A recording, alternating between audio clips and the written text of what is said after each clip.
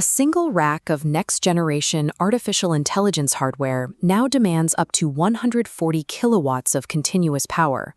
Virtually all of that electrical energy is converted into intense, localized heat within the silicon. This creates a physical boundary known as the thermal wall. Traditional air cooling reaches its limit at these densities, as air lacks the volumetric mass to extract heat before multi-million-dollar graphics processing units, or GPUs, the specialized chips used to train AI models, trigger a protective thermal throttle or physically melt. To manage this, engineers utilize fluids that possess over 3,000 times the volumetric heat capacity of air. By pumping liquid directly to the processor, operators can maintain peak performance in environments where air-cooled systems would enter catastrophic failure. Mastering these fluid dynamics is the strict thermodynamic prerequisite for the next generation of algorithmic progression.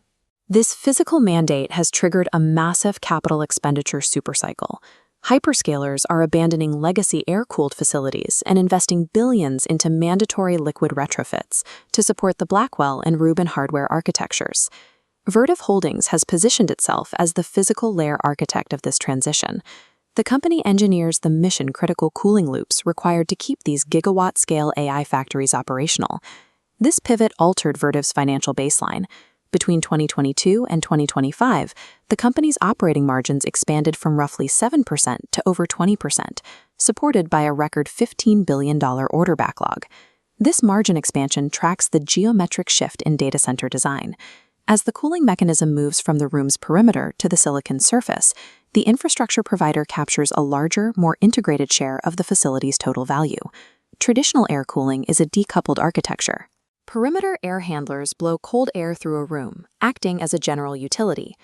Direct-to-chip architecture replaces this ambient buffer with cold plates bolted directly onto the GPUs, physically tethering the cooling system via a secondary fluid network. A coolant distribution unit acts as the central gateway, isolating raw facility water from the highly purified fluid flowing through server racks. To maintain fluid integrity, operators must utilize a single vendor's ecosystem of manifolds and universal quick disconnects, the specialized valves linking the server. By moving the cooling mechanism directly onto the microchip, the infrastructure provider secures a permanent seat at the center of the computational cluster.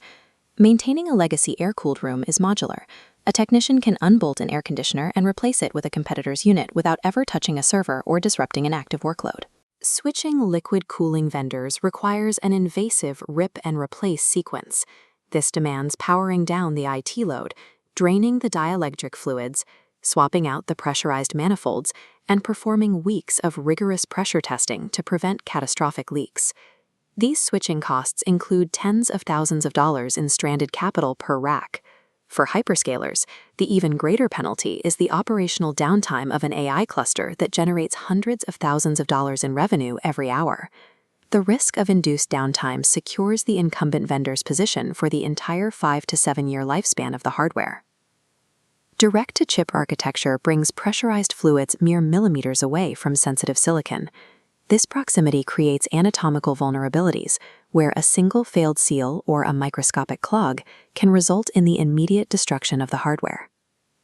Constant thermal cycling causes coolants to degrade, eventually forming acidic byproducts. These lead to galvanic corrosion or scaling that can rapidly block the 50-micron microchannels inside the cold plates.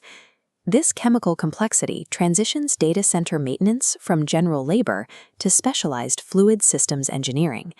This drove Vertiv's acquisition of PurgeRite, a firm specialized in the mechanical flushing and chemical management of these high-pressure loops. The potential for multi-million-dollar hardware failure redefines the thermal management contract as a form of mission-critical uptime insurance. The mandatory requirement for ongoing fluid management locks facility operators into high-margin service contracts. Because the cost of failure is so high, these agreements see renewal rates exceeding 90%. This follows a pattern set by legacy industrial giants like Otis and Honeywell. By installing complex, proprietary hardware, these companies secure decades of profitable service annuities. Vertiv is currently experiencing the denominator effect. The massive surge in one-time hardware sales is temporarily masking the underlying compounding growth of the service segment. As this hardware exits its initial warranty period, it transitions into billable lifecycle maintenance. These specialized liquid cooling contracts structurally elevate Vertiv's profit floor, insulating the company from the volatility of hardware refresh cycles. The complex physical plumbing mandated by the thermodynamic limits of AI directly shapes the geometry of Vertiv's recurring profit margins.